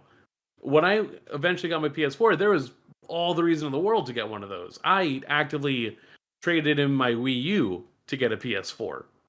And I've at least gone through multiple iterations through means and good luck and goodwill, but also, it's the fact that Sony still has to still present stuff both in a PS4 and PS5 copy that I'm not worried for a while in terms of getting access to things that I would want this to be on. That if it's not on Game Pass or, I would have to purchase on Steam, at least seeing like what's the other way that I can do it. And eventually like it'll hit that wall, or maybe, once they are more accessible, I can look into a PS5. But then it's the fact that I couldn't tell you the last PS Plus game that I got that I've like actively Yeah. like put stake into. Probably Bloodborne when I lucked out like around the time of getting that for free. Ugh, yeah. I don't think PS Plus has done anything in a long time. You can So get Team Sonic Racing. so You can speaking get of that, Crush Runner. not to cut you off, but speaking of Okay. that, like so just some more info on what Spartacus is going to be. It will apparently debut with a quote splashy lineup of hit games, which they've done this a couple times in the past. Like if you buy a PS5, like it'll just give you a whole bunch. Like if you buy a PS5 and you have PS Plus, it's just like here's like a whole bunch of games that you can just download right now, and it's like all of their like major ones. It's like Days Gone is on there, like Fallout 4 is on there for some reason. Like it's just it's just a shitload of like big older games. So it's like so when they say something like there's gonna be a bunch of really big games on there, it really doesn't impress me at all. Like it doesn't No. surprise me. Like yeah, I get it. You're gonna put Last of Us on there or something. Sure, whatever. Yeah, everyone's favorite. It's gonna apparently combine both PS Now and PS Plus, and it's gonna have like multiple tiers, which is something we reported on in the past. The most expensive tier will apparently give access to demos and the ability to stream games, which I don't know what that means. I don't know what exactly Wow. stream games means, because we can already stream, us personally, and PS Now is a game streaming service. Maybe I just gotta click on the article, but it's a Bloomberg, I don't so know. I don't want to deal with that. Nope. Some of those feel like, again, like just the subtle waves of people who are in charge of making big decisions not really understanding the way that their user base works. And like as someone that already pays for PS Plus just for not only the again like monthly chance to get something that I'd maybe want and would want to pick up, but then also like that's how I access online if I ever want to use online. That's how I access just a lot of the like features that are actually like capable to me. If you're gonna I just need to know, like, do I have to pay more to do the basic things, or are you gonna leave me untouched? I think like the basic PS Plus service is gonna stay the same, but it's like the extra stuff is gonna be on higher tiers. Yeah, and it's like I don't know. Again, it's the It's very nuisance of silly. yeah. It's so I'm just thinking like bad. every single streaming service or subscription based service that is just like here's tier one, now here's tier two. By the way, make sure that if you are subscribing to Video Game Choo Choo on Twitch, that you subscribe to tier 3 for the fantastic exclusive tier 3 emote. That's true. I think that's under funny. That's right. You can get the Underfunny emote at tier 3. I love it. That's right. You can also subscribe at patreon.com/VGCC for our I'm trying Express to Pass. recall if I was ever skeptical about the Xbox Game Pass back when it was coming out. I think a lot of If people there was were. Yeah. I feel like maybe there's something where Spartacus can catch up after being behind on this game for like the last 5 years, but I don't see them catching up to where Xbox Game Pass is right now, Oh where no, there's absolutely just not. platform defining games that you can play on there that you can't play on any of the other platforms. You can't play, Forza and Minecraft and uh Sea of Thieves and just tons of these very diverse different kinds of games that I just don't see PlayStation having any of those, I was even having access look, to those. like just recently, I was thinking about getting the Nonary games because they were on sale. Guess Yep. what? Just showed up on Game Pass. Money that I no longer have to think about paying because I can instead go and try those out Uh-huh. until they eventually get rotated out. But honestly, that as well, like the rotations are long enough that if I'm actually being more like if I scrutinize over all the games that I play and I'm actually like keeping an active completion list, I can get through a decent chunk before I have to like lose anything else.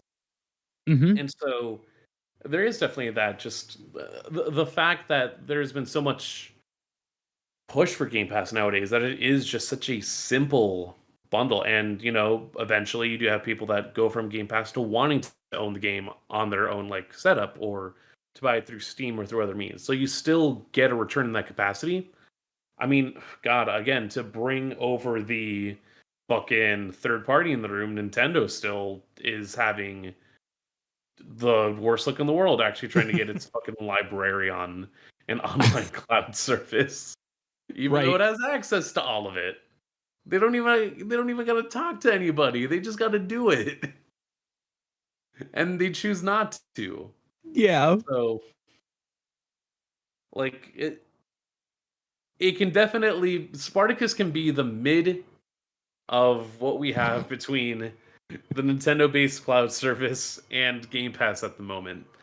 All And right. you Yeah, as can someone who ride that aspires out. to be mid, I see the opinion I mean, here's point. if it at least starts mid, then there's at least potential to grow. But if it somehow ends up worse, then I have to wait 5 years to maybe even consider seeing Earthbound on like my Nintendo Plus account or whatever the fuck it's called, even though I had it already on my Wii U Virtual Console, which guess what? I got to make sure that whatever eShop is open still, I can go and download what I need to before those eShops go. Otherwise, I would have to search alternative measures to go and secure 3DS and Wii U games.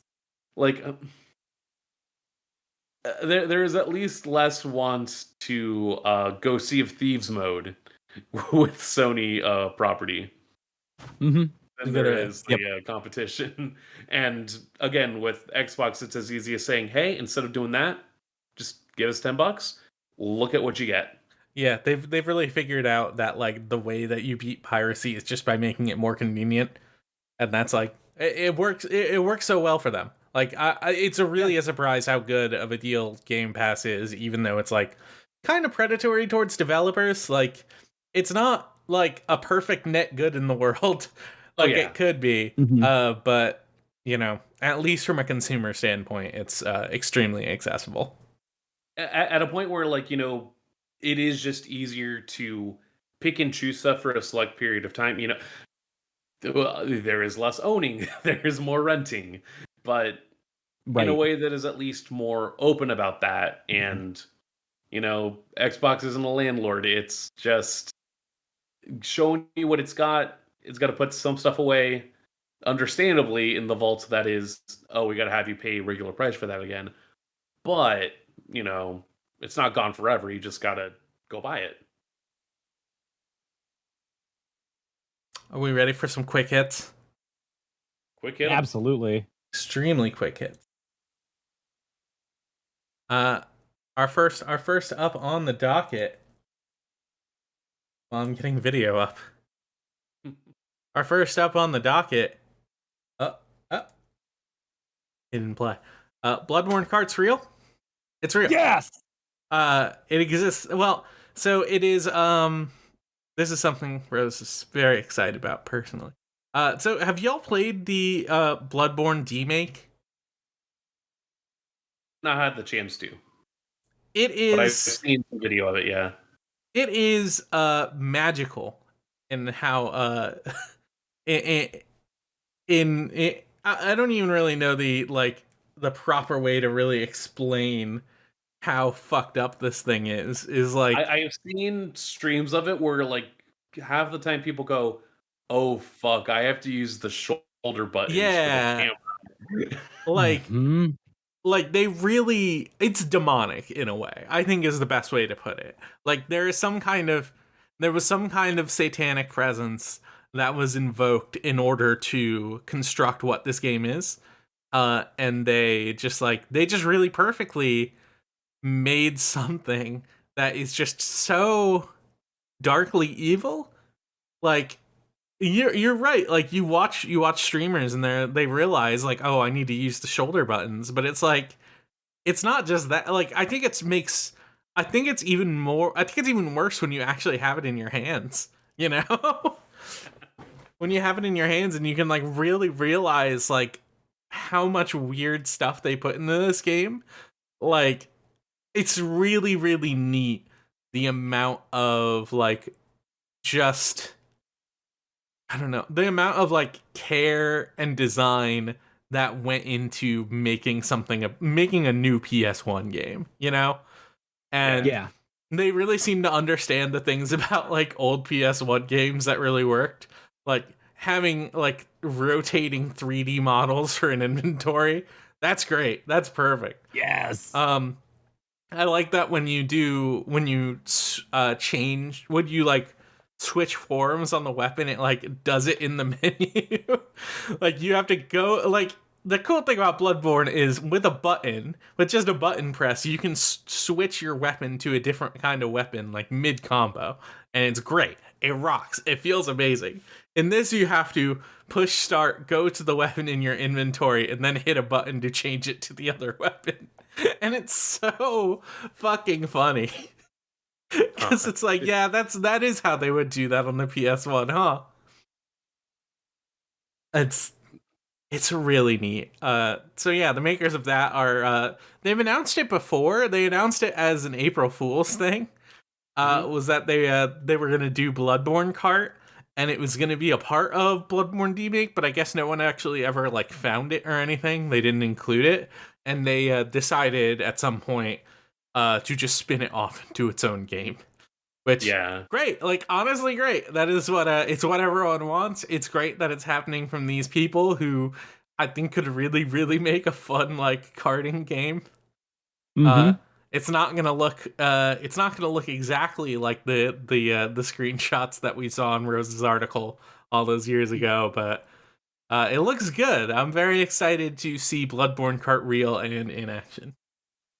Yeah, I mean, it's going to be probably akin to like a Crash team racing nitro. Like you have the blueprint there. It's just going to be fun. Like, or they just go full twisted metal on it somehow. uh, moving on. Y'all see these shaggy controllers? Yes, I retweeted Yeah. for it. Dang, this guy retweeted for that. That's how. There they are. Listen, I see quality. I know. When I see something and I like it, I go ooga ooga. I want to hold will those retweet fuzzy and controllers in my hand. I post Xbox Sonic 2 sweepstakes. Wait. Oh, because you really want these, I see. Yeah. You know what? I would like them as well. Is it like okay? I don't want to own them. I do want to hold them. It Like- comes with an Xbox Series X too. Like, Whoa. Wow, that's too kind of them. They should just put the controllers. I don't even really know if I want an Xbox. Like I just want these messed up fucking controllers. Wait, is the Xbox Series X also covered Oh. in a shaggy fur that these controllers are covered in? I think it just has a fun little Sonic graphic. They fucked up. Well, okay. They fucked up. They got to make it furry. They only Just a have so big much furry to go. cube. They've got to make it like covered in red and blue fur on both A sides. Muppet ass monolith. A Jim Henson esque like 2001 monolith. They could do only so much with their copy of the Game Pass machine. So, in truth, that's why like that just means even less space I have to put into my fucking computer because apparently games download weird on PC Game Pass Hmm. and take maybe a little bit more memory than they should. That is strange. Huh. I know there is like a very specific kind of DRM to owning things on Xbox PC / Windows. Like they're Yeah, like it is so difficult to just like pull a save file from one of them and then like move it to Steam. You know, like it's Mhm. very it is an entire process. But it Right. is like having it on Game Pass where they are incentivized to encrypt that nearly as much as possible. Like let's say you play a game on Game Pass and you eventually want to play it again, you want to own it, and you maybe want to play DLC which isn't available on Game Pass. You may want to buy it on another storefront, but then you wouldn't be able to retain your save file. So you're kind of just incentivized, maybe I should just buy it into Xbox app. And that's their way of like trying to retain people for doing that. I know that's the yeah, situation I've been put in, trying to like really consider how I want to play the Outer Worlds DLC, which I do want to play, Mhm. right. and I want to like get my character back. But I have considered just like getting the game again and playing through it again, but who knows. Yeah. No, for sure. Again, the way I see it, it's like I got 500 gigs in this fucking thing. Somehow I'm sub 100. I'm just thinking, where did it go? Where did it all go? Yeah. Where did all the gigs go? Because I've uninstalled the games that I know for a fact I just haven't gotten to, or I'm good. If I want to play them I'm again, I'll moving just out west, pick them going up. for the big gold rush. That is where the megabytes go. It, again, I'm sitting here and I think I need to upgrade my little cube, and I need to upgrade that with which I type into my cube. hmm Uh, moving on. There's a real trend to these quick hits in that like it's just us saying a thing exists and that it's real. And in this case, it is Testament is real. Testament, the Guilty Gear character, who is design interesting in their design, and now they've sort of come back in a very interesting way. Let me pull up the video. Uh, but they have pretty much confirmed that this character is now completely non-binary. Like they use they them pronouns to refer to them. The English voice actress is a trans woman. Amazing. Just like the way they have handled this character who has been like historically presented as like very like male but like feminine presenting, and now they're like full on non-binary. Is like they really did a good job with this. Like this kicks ass. Hmm. It's just cool to see this kind of representation, you know? It really is. It's very, very like Testament looks awesome. Oh It yeah. just looks sick though. But yeah, that's cool and it's real and it exists now. I believe they're out now. Is that right? People getting Uh, their hands on them? they It's all part of the should. season pass. The first, like, there's a group of them, right? There's a group of Guilty Gear characters that are out for with this expansion. Yeah, this is part of the season pass. I think it should say it in the end of this On my video. thing. Playable. There we go. All Okay, right. so playable Cool. March 2 days 28th, from and now. then From now. DLC is available on the 34th, on the Thank, 31st. thank you, Guilty Gear Strive Testament trailer. There's all of And them. yep, That's for our Guilty Gear heads out there.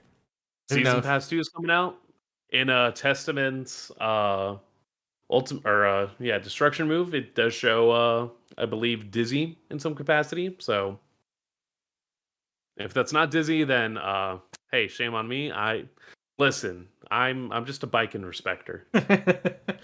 We all are to some degree. Speaking of feeling dizzy, I'm feeling pretty dizzy from all of these podcast questions. Only a couple. If you're still watching us on stream and you want to send us a question, you can go to videogamechoo.tumblr.com/ask, or just post it in the chat if you want. Just come hang out. We're here. We're reading. We're listening. We hear you. We see you. Our first question. Luckily, this bottom one is one we answered last week. So. Okay, well, I'm just gonna delete it. Yep. Mm-hmm. Saving you a little step here. So we have one question. Yeah. Clean and easy.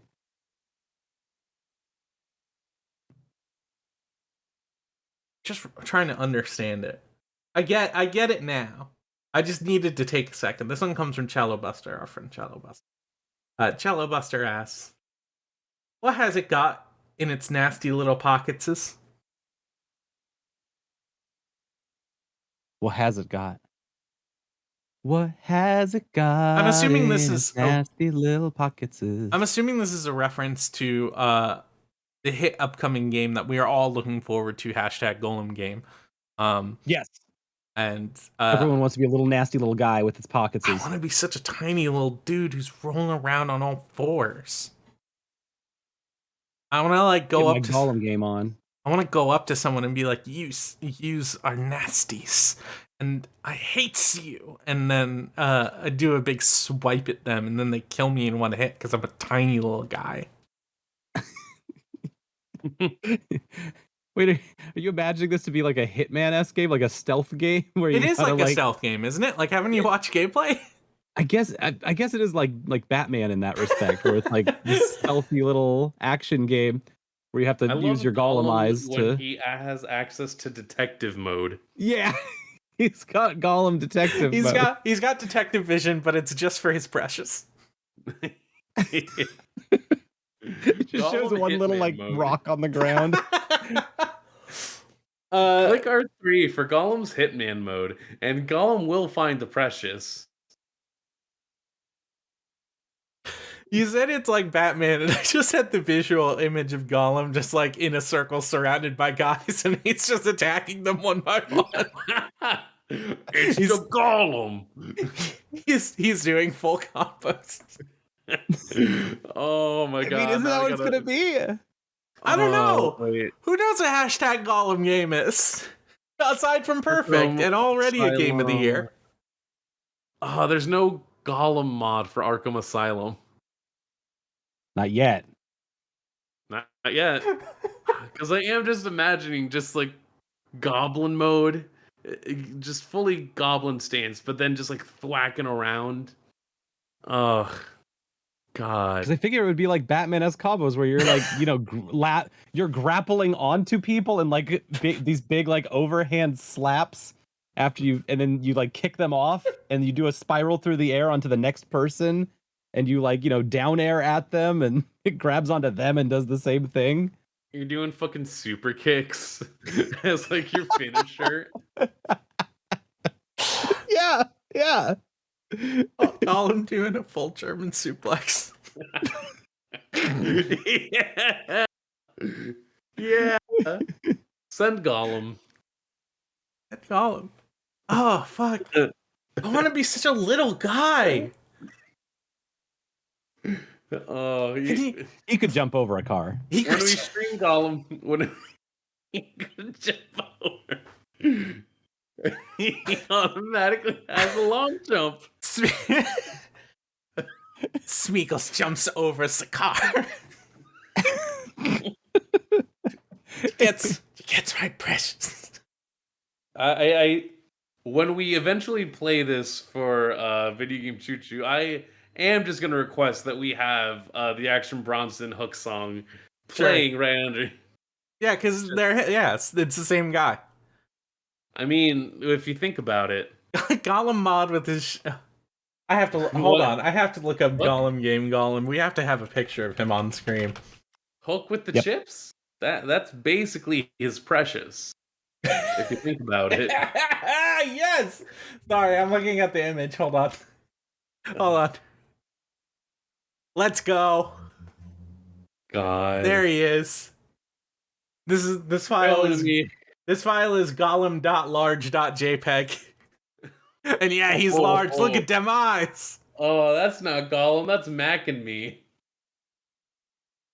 I'm just imagining him, this Golem, in like a full like hoodie and coming out to action, Bronson. Dude, No, I'm sorry. he's on all fours. He's just skittering around. No, I'm sorry. This is the Darby Allin game. No. Because he would also just be throwing himself at people as offense. Mm-hmm. Smeagol Swanson's skateboard. Oh man, Smeagol wants to seek the stinger. we haven't even really answered the question: is what's in the pockets? Melted chocolate. I have. Yeah. Hold on, I'm trying to pull it up on the camera. I got nothing. All right. Fuck. Let's see. Hold on a second. I have to do something really important. I got my wallet. Oh, My I know what wallet that I bought in Seattle the Seattleite wallet. for more money than I'd like, but also it's pretty hefty, so I like it. In there I got my round 1 card, which at some point I got to use. I'm gonna do identity fraud on your round 1 card and take all your Yeah. round 1 points, so I could play Love Trial on all of the arcade cabinets. Exactly. I got my, if I can get it out of here, my laundry card, because laundromat by me actually has a card system, and I can just load this up and put it on the machine. And Pro moves. Gollum, you're moving you- all over the place. Are you golemed? I'm trying to put Gollum under us, but it didn't quite work in that capacity. So let's just put it here. You of all people putting Gollum under you, I don't believe it. I got a tenner. good old $10. American 10. Yep, In my not a pocket, loony. I had my phone, which had preloaded on it the OST for Sonic Adventure 2's Death Chamber song, because I had to explain to my roommate when Sonic swore at Knuckles and said, "You damn right." Nice. Got my keys. With a nice little key fob of There's a lad. God, is it Nishiki? I forget. The Libero from Haikyuu. I need to look that up again because I feel bad for forgetting his name. What do I got? Let me see. I got this- one more oh, thing yeah, in my there we go. pockets. This stream setup is Um, really good, real quick, because it looks like both of our eyes are Gollum. Both of these two up here, me and Mav, are Gollum's big eyes, and then you're his tiny mouth. Solon. I'm his little mouth. There's his little mouth. Speaking of, you ready to go fourth meal? Because I do have a full ass What the Doritos hell? Locos taco Solon! in my pocket. What the hell? What are you doing? Hell yeah! Fourth meal, baby.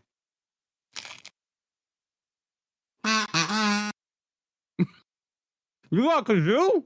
I got a kazoo, bitch. Why did you pull a taco out of your pocket? Because that's why I had my little pockets. Cello Buster ass. We have to end this podcast. No, we don't. What else do I got over here? I got my gunner glasses. Mm-hmm. I got my sweet gunner glasses. Keep those things Like, on you, man.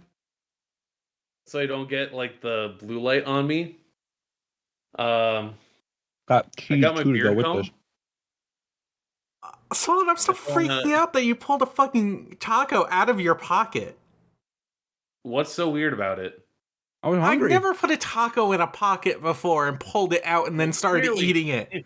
What do you put in Clearly your you've taco never pocket, lived. Scott? My self-worth! This dude, chat. This dude doesn't even have a taco pocket. What else do I have? Oh, got a peepee. Ooh, that's a little peepee. Yeah, little peepee. He committed Oh, so tax cute. fraud. Yeah, that's peepee. Yep. I That's got my gonna- hot sauce. That's gonna do it for the Video Game Choo-Choo podcast. Oh yeah. If you Oh, want yeah, to, well. AirPods. if you like what this is, you can always go to videogamechoo-choo.com. Our Twitter is at VGChoo. Our Tumblr is videogamechoo.tumblr.com. You can add an /ask in order to ask us what's in our little's pockets, which is apparently tacos because we're monsters. You can go to facebook.com/videogamechoo, youtube.com/videogamechoo, and you are right here on twitch.tv/VGChoo, and you can always subscribe and follow us and get some cool emotes that you can use wherever you want. If you want to support us, you can go to patreon.com/VGCC, and $3 a month will get you all of our special content a week early. And you can always go to thegamezone.zone to hang out with us on Discord. Our music is Crush off the album Magic is Real by Melt Channel, and you can check out Melt Channel and their other acts, Magic Circuit, at meltchannel.bandcamp.com, magic-circuit.bandcamp.com.